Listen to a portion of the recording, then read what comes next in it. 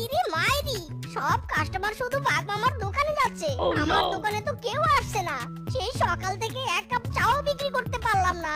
মাইরি, আরে দাদা আসেন আসেন আসেন, আমার দোকানে আসেন।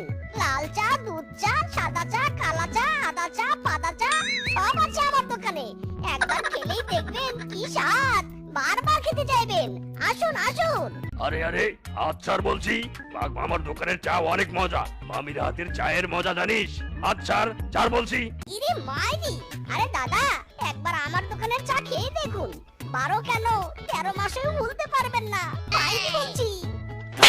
ইরে মাইরি, এটা কি মাইক নাকি বজ্রপাত? আরামজাদা, তোর সাহস তো কম নয়, আমার দোকানের কাস্টমার ধরে টানাটানি করছিস। যা ভাগ এখান থেকে। আসুন আসুন দাদা, বলুন কি চা খাবেন?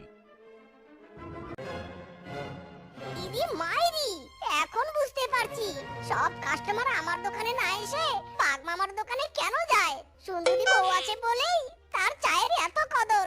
মাইরি,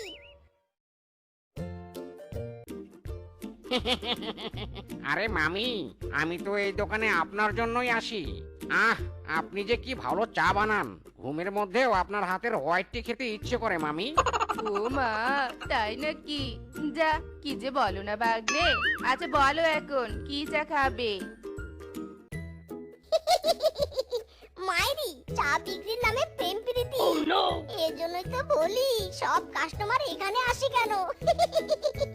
বাঘ মামা এবার দেখবে চায়ের দোকানে কেমন জমজমাট চা বিক্রি করি।